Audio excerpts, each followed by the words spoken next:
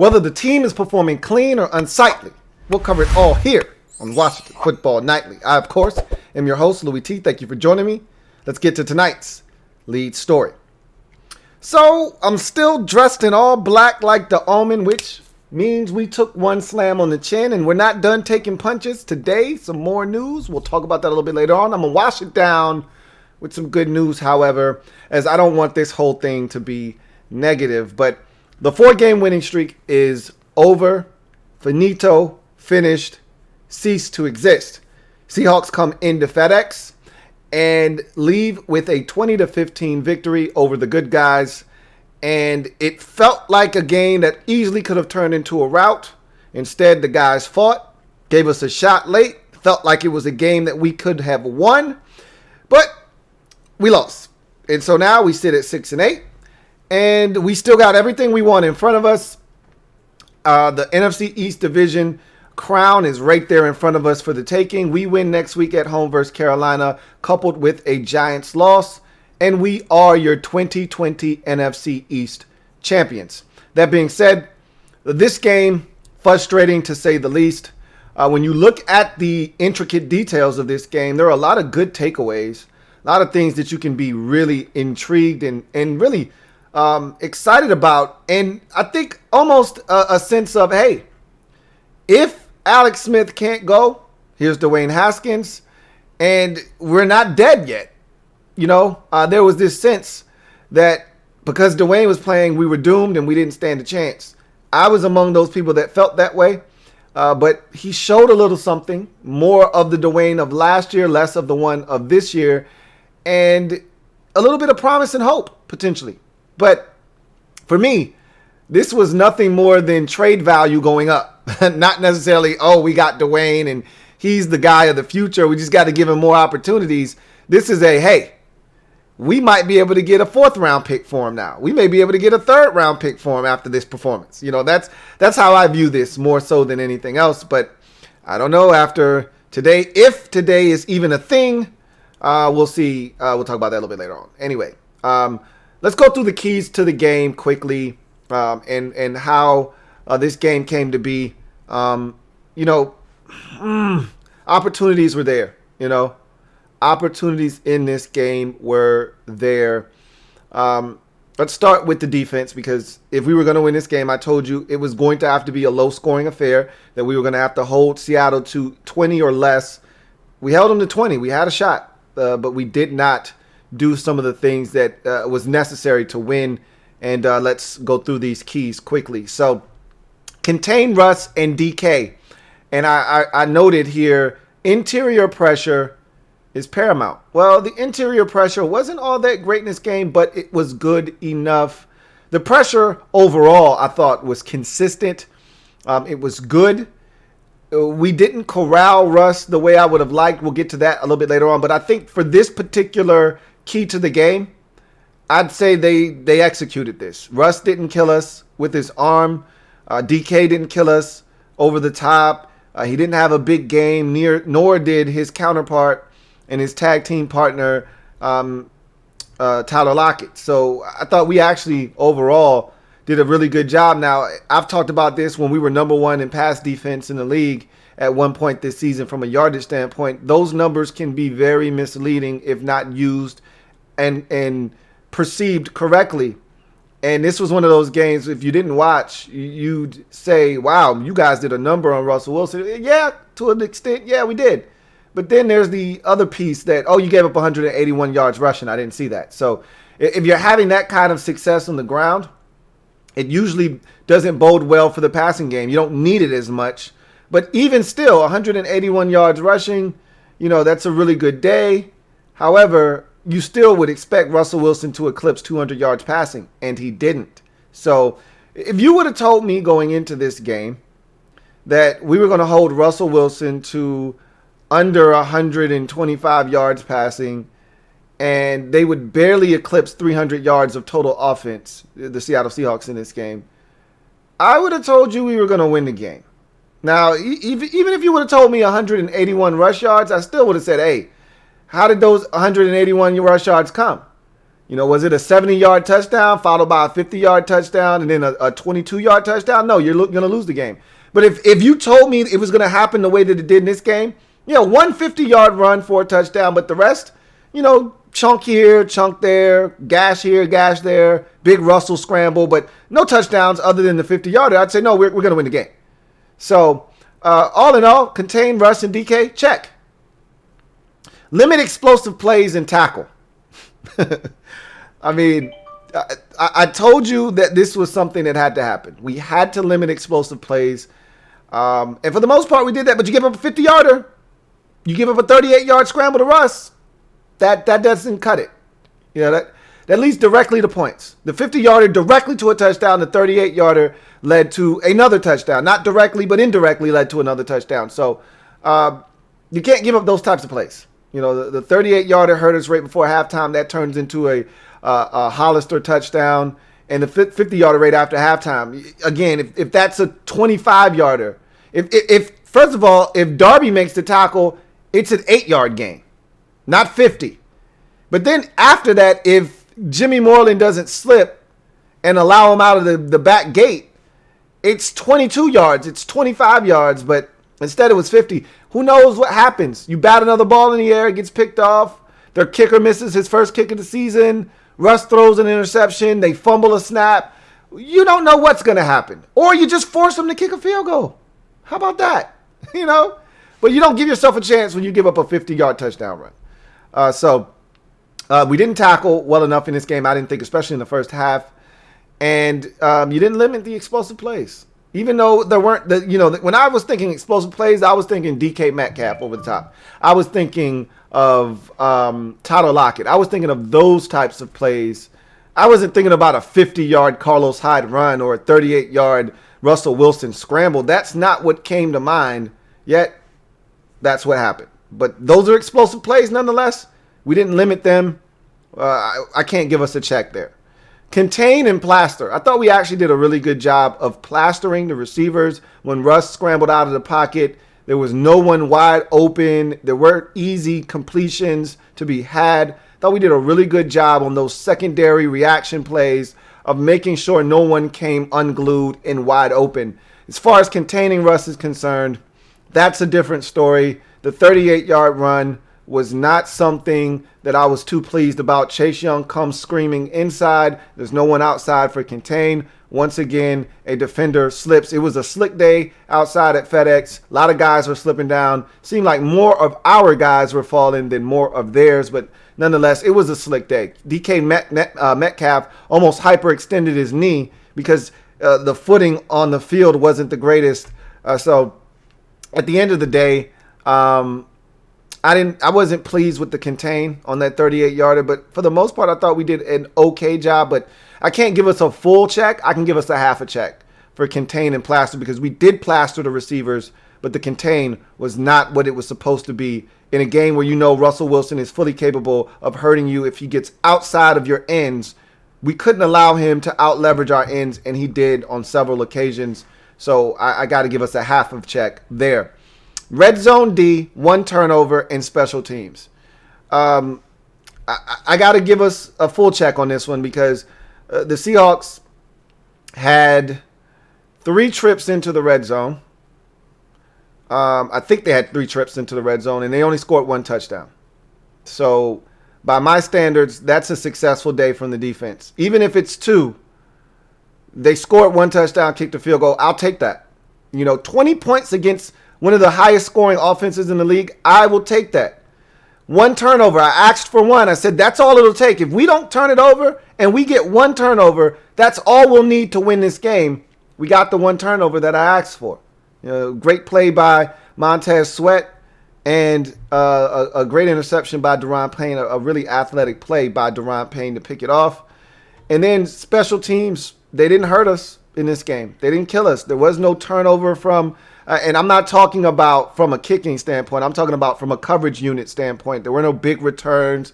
There were no egregious penalties or anything of the sort on special teams. On the defensive side, we'll talk about special teams from a point scoring and offensive side in a bit. But for the most part, everything that I asked for there, I got it. And so you get a check there. So on the defensive side, of things. You get 2.5 checks.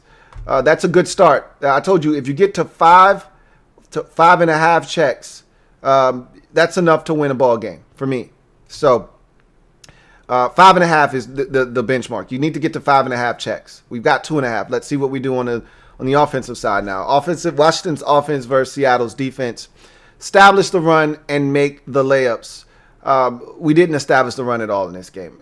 At one point, it looked like Scott Turner was going to try to establish the run, and it's not like Seattle was stopping us either. I thought we were having a little bit of success, but for whatever reason, he decided that Dwayne was the way to go. Yeah, you fall down 20-3, and the run game becomes a lot less viable, but he had stopped long before that, it felt like. It felt like the run game had gone by the wayside in the first half. So, and we were down 6-0 for much of the first half. It wasn't like we were down 13-0, for a lot of the first half. They didn't get that touchdown until late stages of the first half. So, I don't think establishing the run was a massive priority of Scott Turner in this game. Make the layups. Dwayne did do that, though. He took the layups. He made the layups consistently throughout the day. And that was one of the big keys was, hey, look, if they're giving you an underneath pass, take it. There was one instance when he didn't. He forced it down the field. It got picked off. But outside of that, they gave him layups. He took the layups. He made the layups.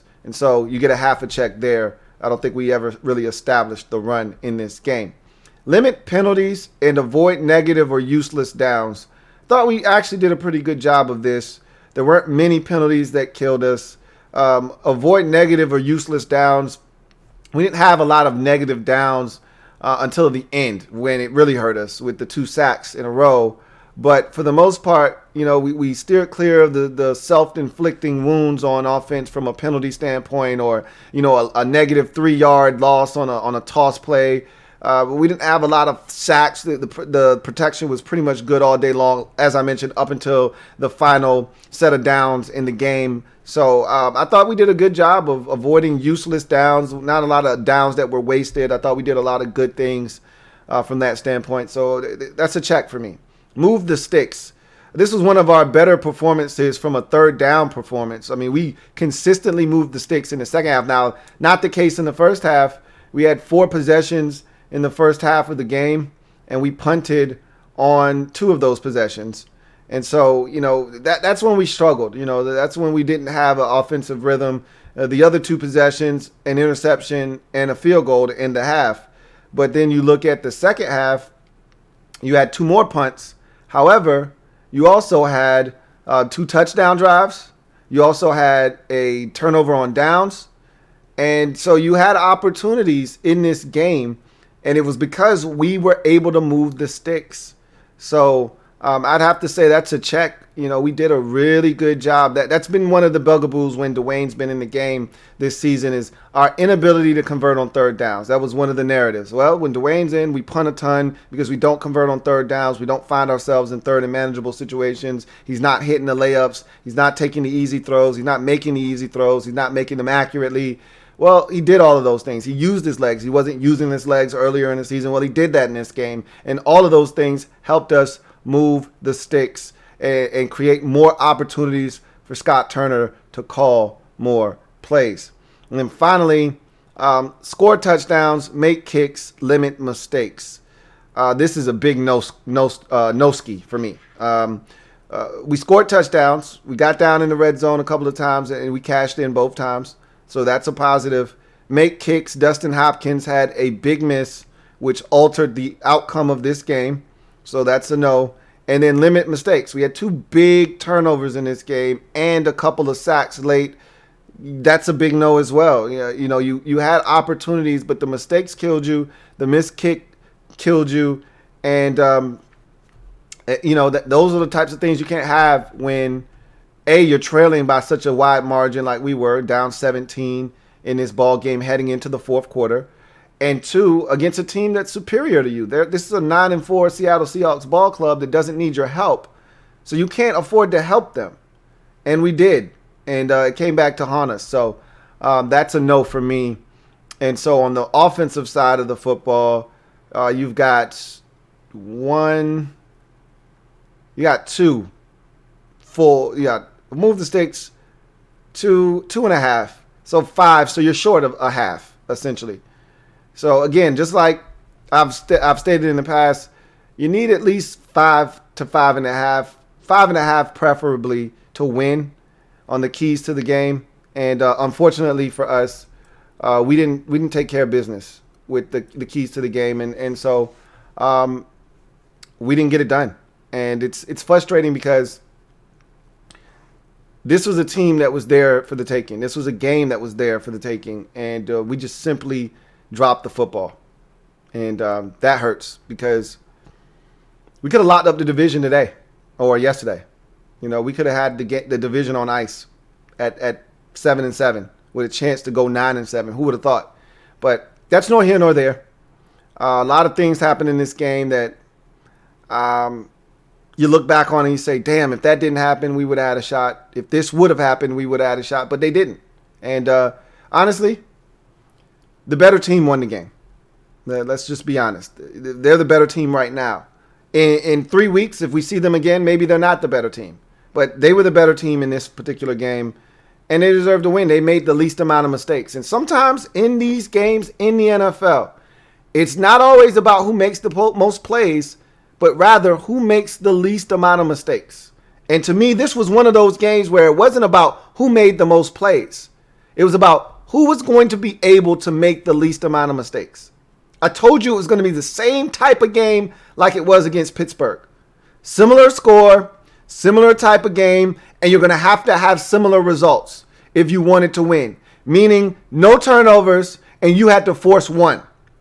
Well, we got the one turnover, but unlike our performance against Pittsburgh, we turned it over twice. To me, that was the difference in the game because both of those possessions that were ended in interceptions, we were on the move, and at least one of them, if not both of them, and I feel like both of them were in Seattle territory when those turnovers took place. And I'll take it a step further. I can't confirm nor deny this, but I feel like both of those turnovers were on early down situations, first or second down. No, those weren't third. I can assure you those weren't third down situations. So there was another snap or two to be had on that particular set of downs that might have been able to net us a first down and keep the drive alive. It was, I know one of those interceptions for sure. I believe it was the second one. I think it was the second one that he threw to DJ Reed. That was on a first down. So, again, unnecessary mistakes that were made in this game that cost you. And like I said, it was going to be one of those Steelers type games where if you just play clean ball, don't beat yourself, make your kicks, do all the little things that it takes to win in this league, we would win the game. And we had a shot. And I didn't think we would be that close, to be honest. I was so proud of the fellas because I thought that the things that I thought were going to happen happened. I thought Dwayne was going to turn it over once or twice. You know, I thought we were actually going to be a lot more anemic on offense than we were. That was a surprise to me. Dwayne actually played not bad. You know, considering the circumstances, considering that the turnovers kind of put you in a tough spot, considering that the defense gave up some rush yards and some points early on, this looked like this was heading towards 30-6, 30-10. And instead, the defense clamped down. The offense got it going. But we needed more plays, and we fell short. And the reason we needed more plays at the end is because we made mistakes earlier, and they came back to haunt us. So let's get to in other news. And obviously, you guys aren't living under a rock. I know you've been following all of the developments of the day. Let's start with the elephant in the room, Dwayne Haskins, and this supposed. And again, I'm not 100% sure. I'm going to deal in hypotheticals because I don't know for 100% certainty that it's him. Look, I've got two eyes, just like you do. It looks like him. And if I had to guess and surmise, yeah, you're damn right it is him, okay? But I can't be 100% certain about that. So I'm not going to just definitively declare that it's him, but it's him. But I'm not, for the sake of this discussion, I'm not going to do that. What I am going to do is talk about the potential fallout from this if it is in fact him. And I have to continue to say, if it in fact is him, we don't know this for certain. So let's go over all of the things that, we think we know. And this is the beauty of the internet. It's undefeated. And you're going to get all of the Twitter and social media detectives to do all the work. And they've already done the work for me. I know this is why I'm confident it is him. One, I can see it. And two, people have done homework. And everything that has been done, all the actions and steps that have been taken are of someone that is guilty of something. If it's not him, you don't need to take down posts. You don't need to, change anything. You don't need to alter anything. If it's not him, what are you taking down posts for? Of course it's him. Anyway, let me first start. If this is him, let me start by saying this, because there are a lot of people out there that, and there are groups to this. There are different levels of, outrage when things like this surface. Number one, the people that are the most outraged, they honestly, I'm not in this crowd, and I'm not one to judge, but you've got the optics people. All right. These are the people that when they see a picture on social media of someone living their life outside of football or outside of a sport, and you're not watching film, or they're not in a, if you're a basketball player, if you're not in the gym putting up jumpers, if you're a football player and you're not, posting a IG post or a video of you, or a Twitter post of you working out or throwing a football, if you're a quarterback, if you're not watching film, then you're not doing your job. And this is why you stink. I'm not one of those people. What you do with your personal time outside of football is on you. I could care less. I could give two shits about what Dwayne Haskins does with his time. Once he leaves the facility and is not obligated to be there, it is up to him to do whatever he wants to do with that time. Whether he wants to put in more time afterwards, studying, or if he wants to go out and party and he wants to be in a strip club, or he wants to have a stripper party at his house, I don't really give a shit. That's his time. He does whatever he wants to do with his time. That's how I feel. First and foremost. So for those optics people who, oh my God, he's not working. This is why he's not good. He should be studying the playbook. Nah, that man has a whole entire life outside of football that he can do whatever he wants and chooses to do with it. All right. This is one of the problems I have with these young boys, though, is that they're sloppy. See, a lot of these guys back in the day used to do shit like this. They just never used to get caught. Why? Because there weren't cameras everywhere. People weren't taking pictures, and they damn sure weren't posting shit on social media so everybody could see. So this is the problem I have with the young boys, is that they're sloppy. They don't understand the rules of engagement. If you're going to go out and have a good time, it sucks that you have to do this, but you have to know who you are and what you represent. And so you have to understand somebody's going to take a picture of you. All right. You have to understand that there cannot be any posts. If I'm going somewhere, can't be any posts of me. You have to keep a low profile. And he didn't put this on his page, but other people did. And of course people are going to see it. They're going to snatch it off before you can take it down. And now you got videos have been watched. People are listening for things in the background. Oh, I heard them talking about Stephon Gilmore's injury. Well, duh, that means it happened yesterday. So I'm telling you, you're going to get these internet sleuths to go do the homework, and they're going to figure out how legitimate this stuff is. You got people, well, this didn't happen yesterday. What if this happened last year before people were wearing masks? Well, there's a picture of him sitting at the table with his girlfriend, and she's got a mask on. So that kills that theory, right? So just be careful. Just be careful. Don't be sorry. Be careful. You got to be better than that. You got to know that your life is under a microscope. Whether you ask for it or not, you're the starting quarterback of an NFL team, even if it's only for 1 week. You've got to be careful. He wasn't. I have a problem with that. Number 2, or number 3 for me, is I don't give a shit what you do. You can wear a mask. You can not wear a mask. That is totally your prerogative. But understand that it's not about you.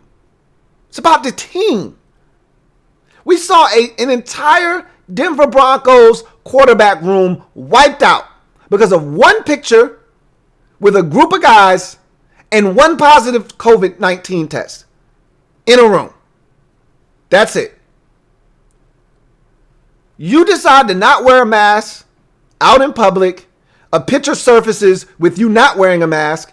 The NFL gets wind of it, and the entire organization gets in trouble because you decided to go rogue. What if you bring COVID-19 into the building and now it's widespread and we got the biggest game of the season coming up because you decided you wanted to go out and have a good time to celebrate your girlfriend's birthday or to celebrate you getting a start and you playing well, whatever the case. I don't know what the situation was. If that was you, if that was Dwayne Haskins,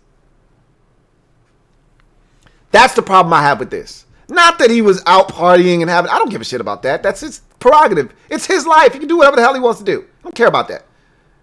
You can have ass shakes, scattered ass all in your face all you want. I don't care. That's not my problem. My problem is you didn't have a mask on with any of this shit. And in doing that, you're endangering every single member of this staff, every single member of this team, player-wise, and you're putting an entire organization at risk, not just from a COVID-19 standpoint, but from a fine and a draft pick stat. You've seen what happened to other teams already. We can't afford to have draft picks stolen from us, from the league, because you didn't want to follow protocol. Now, again, this isn't a organizational wide situation where everybody, you got people in the organization not following protocol. This is one guy that went rogue, essentially. But again, I harken back to responsibility. Each person, one of the reasons this team has not had a positive COVID-19 test of anybody that was active. The two guys, Javon Leak, had a COVID-19 positive test before he got here, and Matt Ioannidis had one, but he's on IR. He's not playing. Because guys have been diligent. They've been able to steer clear of the nonsense. They followed protocol on and off the field. They've put the team ahead of themselves. You don't think these guys don't want to go out and have a good time? Some of it is luck too. But you don't think these guys want to go out and have a good time? Want to go celebrate a big win? We won 4 in a row. You don't think they want to celebrate? And maybe they did. But do it responsibly, dude. I'd have no problems with any of those pictures, win or loss, if you had a damn mask on. But you don't. You don't. If that is Dwayne Haskins.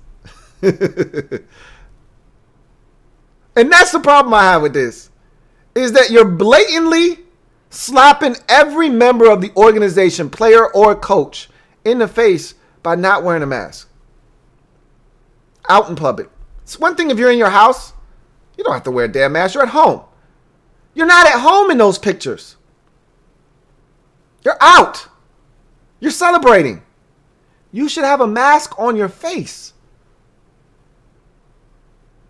Anyway, I don't know what's to come of this. If it is in fact Dwayne, maybe it's not Dwayne. Maybe it is, and he could just go with the, hey, that's not me, and who's to prove that it is him? I don't know if the team's going to take any action. I don't even know if there's action to be taken. I don't know if the league's going to take any action. I don't know if there's any action to be taken. I just know this is another red flag.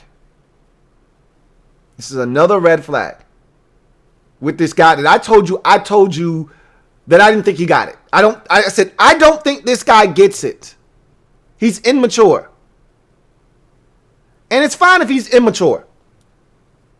Everyone grows up at a different rate. I've explained this to you.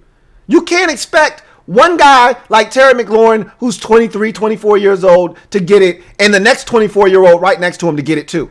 That's just not how this works. Everybody matures at a different rate. And Dwayne's not there yet, and that's fine. I used to talk to you guys, and I said Robert Griffin III doesn't get it. He doesn't get it. He thinks it's somebody else's fault. It's never his fault. And that's fine. He may never get it. I'm just not going to wait around for him for the light bulb to come on for him. I'm just going to move on. With Dwayne, same thing. When you're dealing with the quarterback position, you impact everybody. If you're a receiver and you're a me guy and you're a diva and you're not doing the things, that's a you problem. There's a reason people were willing to put up with the Odell Beckhams of the world, the Terrell Owens of the world, the Chad Johnson and the guys that were media circuses that always wanted to make it about them. Because you're not really impacting anybody until you start impacting the locker room. As long as you do your job, because you're so talented, we'll put up with it. But when you're the quarterback, you impact everyone. Because you touch the football on every single snap. The way you play is going to impact this entire organization. Not just the players on the field, not just the coaching staff. The entire organization, the fan base. The way you play the game is going to determine wins or losses. You got to understand the importance of that and what that means.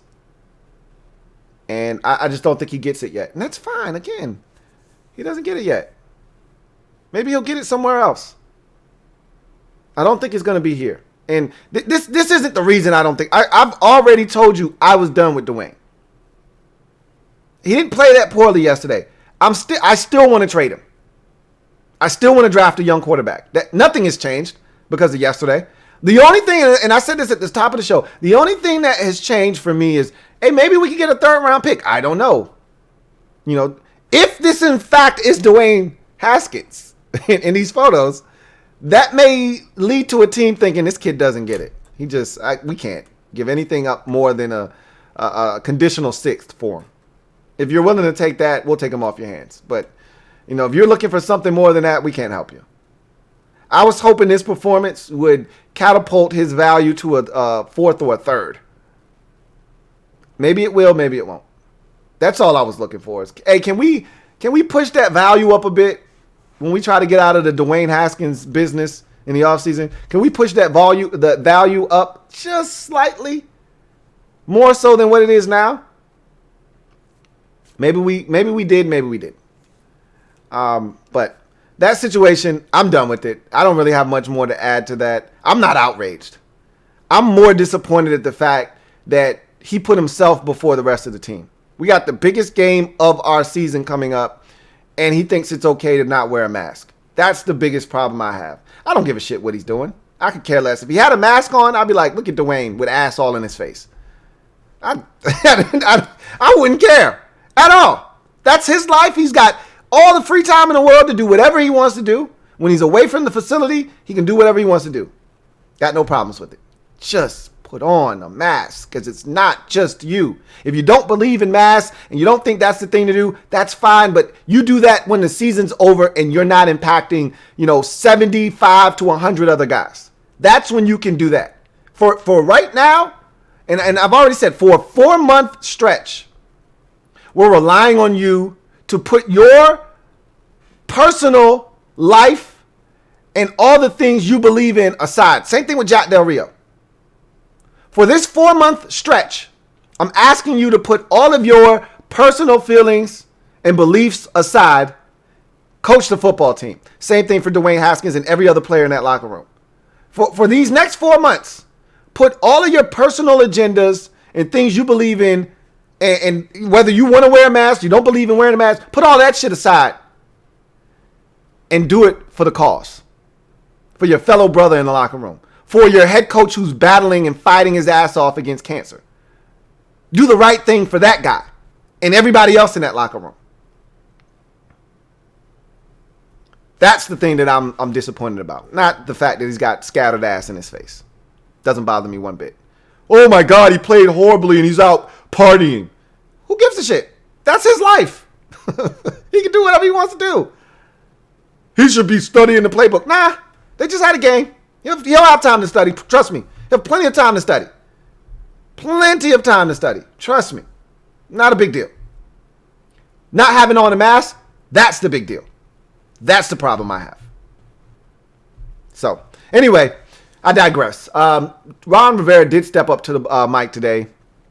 Talked about the significance of, first of all, he talked about Dwayne and his performance, as you knew he would, and would be asked about it. And he said, look, it was, it took him a little while to get, revved up. But once he did some good things. There were a couple of throws we want back. Obviously, the 2 interceptions. He said, that, the first one, he could live with that one. That was one of those ones where I honestly think he was throwing to Cam Sims, and if Isaiah Wright doesn't tip it in the air, it doesn't get picked off. I don't know if it's a catch, but, it is what it is. The second one is him just anticipating and not seeing it, and he just tried to do too much.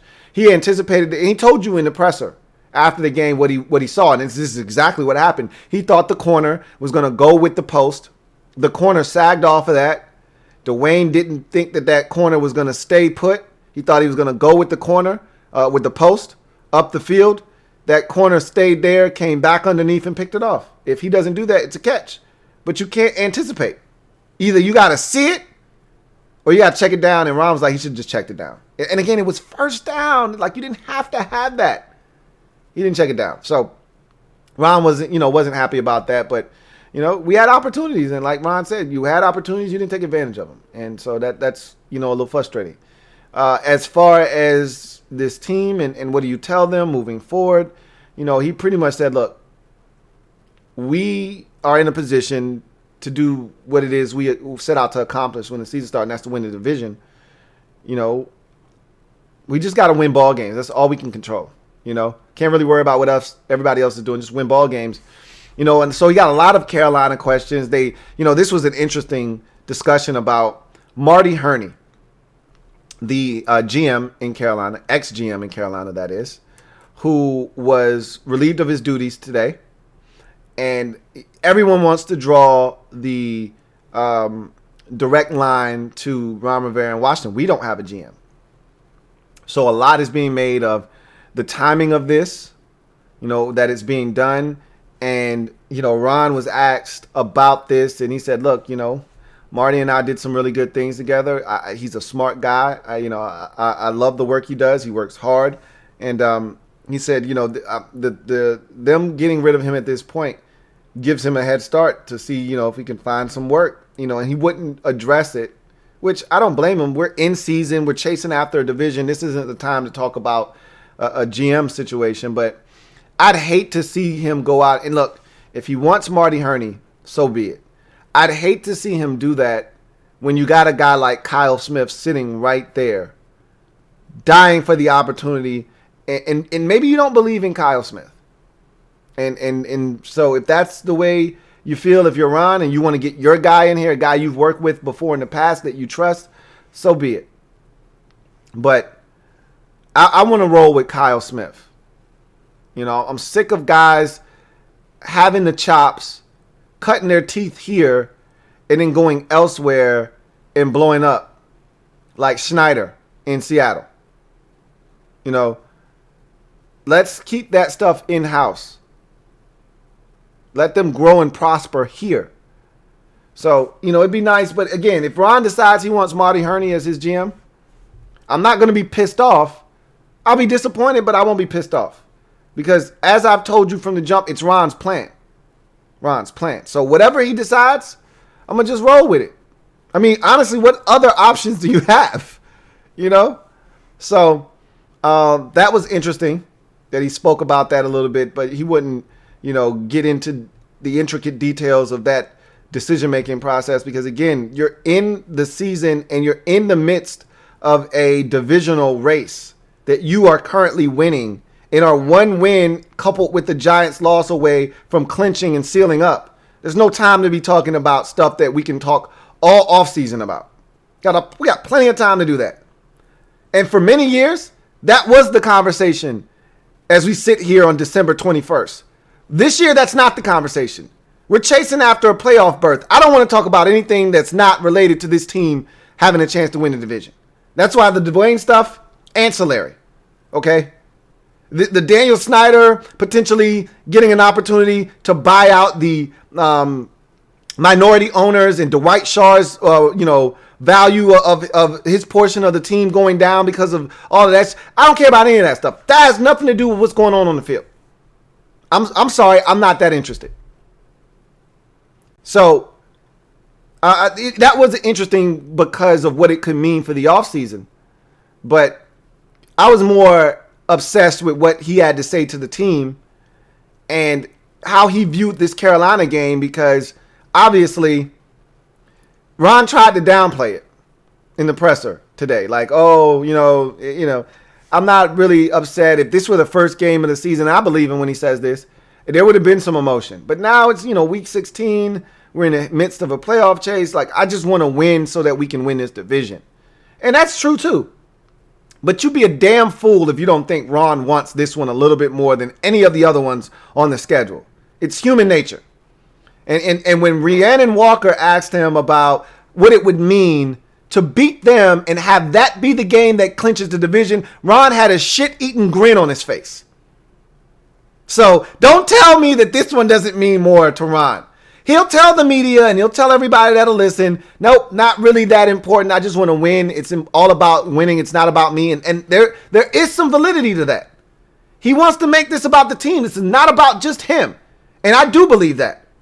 But to sit here and say, nah, not really no extra, motivation, no extra motive for me. I just want to win because it's getting us one step closer to our ultimate goal of winning this division. That's a lie. And I bet you any amount of money behind the scenes with some of his staff, because a lot of those guys came from Carolina with him, and with his players in the locker room, he's talking about how bad he wants this one, and they want to get it for him. And I want him to put that on the players so that they understand how important it is to get this for coach. Just any extra added motivation you can give to players always helps. It never hurts. When you pull the disrespect underdog card, it always helps. It never hurts. That's why you see coaches go to the well so many times. It's cliche. We were the underdogs. Nobody gave us a chance, because guys feed into that. I remember when I was trying to play college football. I'll tell you a quick story. And at the college I was going to Old Dominion University. We didn't have a football team. And we were getting a football team. And so I wanted to play football. I played in high school. I was going to play baseball at Norfolk State. I was going to play baseball at at North Carolina State. Not North Carolina State. At North Carolina A&T. Had a scholarship lined up. Coach got fired. They pulled my scholarship. So I kind of was just sitting there in limbo. So went to Norfolk State. Ended up transferring to ODU because I wanted to play football and they were getting a football team. And so I was in the gym 7 days a week. And you know what the motivation was for me? Any day that I didn't want to go. And you're not supposed to be in the gym every day. You're supposed to let your body heal. I didn't care. And I got big too. I had gotten really big. I mean, I ran into a couple of ex-teammates from high school. They was like, damn, you got big as hell. Like, I was in the gym. And what I would tell myself, any day that I didn't feel like going, is that there's somebody that's going to try to make this team ahead of you that's in the gym working right now, and you decided not to go. And every time I would tell myself that, I'd get my ass up and I'd go to the gym. And so what I essentially said that to you for was to explain to you that it doesn't take much motivation.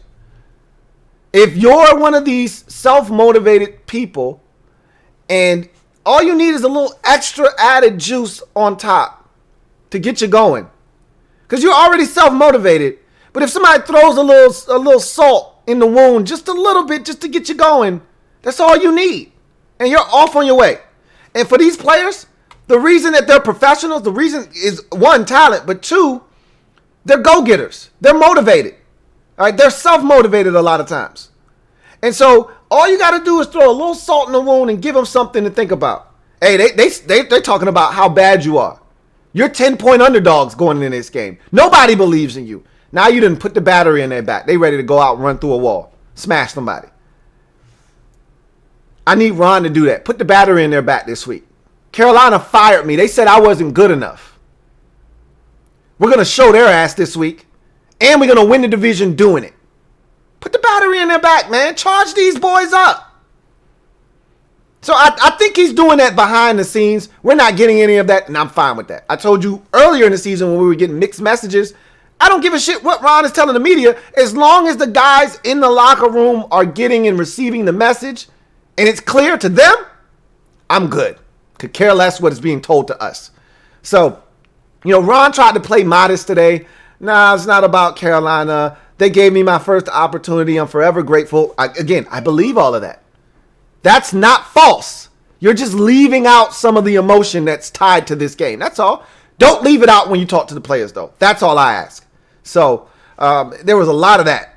Ron talking about this game, the importance of it, the connection to Carolina. Is there any extra added motivation?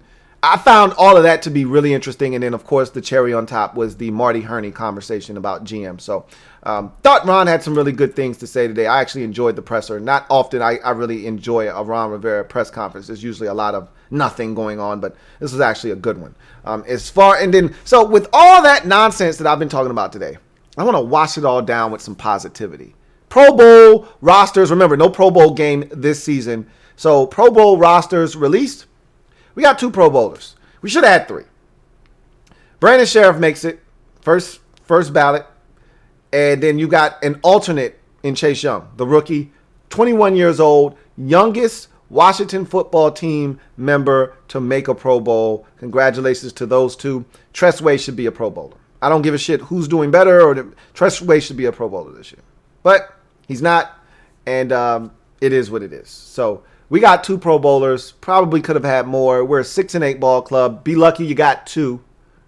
And I told you, it's a popularity contest. Brandon Sheriff is going to go just about every year now. As long as he's healthy and he's standing, he's going to go. Because his name is out there and everyone knows who he is. Same thing with Chase Young. We got one of those guys now. Trent Williams was the same way. Even if Trent had a down year, missed a bunch of games, he'd still make it to the Pro Bowl. Why? Because he's Trent Williams. Well, we got another one of those guys now in Chase Young. He'll be in the Pro Bowl. As long as he is up, he's playing, get enough sacks, he'll be in the Pro Bowl just about every year. So congratulations to those 2 guys. Really happy that we got 2 guys named to the Pro Bowl. One on the offensive side, one on the defensive side of the football. So that's going to do it for me, your man Louie T. I thank you guys for joining me. Look forward to chopping it up with you this week live. Now, I want to go ahead and give you a little bit of information here on Monday to set the table for the rest of the week. This is Christmas week. So with that being said, programming is going to be a little different. You're not getting an entire week of programming like you normally do. Going to cut it short. Thursday is the last day, so we're going to condense everything into Thursday. Obviously, tomorrow we'll be talking about offensive film. Wednesday we'll be talking about defensive film, and then start to turn our attention to the Carolina Panthers briefly. Thursday, you're going to get everything on Thursday. You're going to get Carolina Panthers breakdown. There will be no first look at Carolina. You'll only get keys to the game and then right into a prediction for that game. And we still won't really know who's playing, who's not playing at that point, which is frustrating, I know. However, I'm not working on Friday, and there's a chance that I don't work on Saturday either. There's a doubleheader on Saturday. You're going to get 4 straight days of football. Christmas Day, you got Saints and Vikings. Saturday, you got a doubleheader. Sunday, full slate of games. Monday, night football. No more Thursday night games. Week 15 was the last one. So 4 straight days of football. So I'm not working on Friday. You may see me on Saturday. You'll definitely see me on Sunday. And I'll be back in business on Monday. And next week will be similar to this week. Abbreviated week. Obviously, New Year's Day and New Year's Eve. So that will be a shortened week as well. That might be condensed into Monday through Wednesday because New Year's Eve is a big one for me. So anyway, just wanted to let you guys know that in advance. We'll still have the live show this week. It'll be on Wednesday as normal. And we'll talk about all of those things and then some. We'll see if there's any fallout with this Dwayne situation. If, in fact, that was Dwayne Haskins, I have to continue to say that. Allegedly, that's Dwayne. We're not sure. So we'll see if anything comes about that. I'm pretty sure Ron will have a barrage of questions coming his way on Wednesday if it's not addressed by then. And we'll see what happens in between then and now and then. So with that said, if you haven't already done so, what are you waiting on? Go ahead and subscribe to the Louie T Network for more great content. Turn on that notification bell so you don't miss a thing. And also hit that like button if you haven't already done that. Show some support for your man Louie T. I greatly appreciate you. It's the season of giving, man. Hit the like button and stop playing. Love you all. Thank you so much for your support. Remember, I am your man Louie T, and this has been Washington Football Nightly. I will see you guys tomorrow. Hopefully we won't have on all black, man. Let's get out of this stuff. I'm not used to doing this no more. Let's change up the game tomorrow. We'll do a little bit of that and then some. Have a good one. Here comes the diesel. Here comes the diesel. There's the snap. Hand to Riggins. Good hold. He's got the first down to the 40. He's gone. The 35, the 30, the 20. He's gone. He's gone. Touchdown.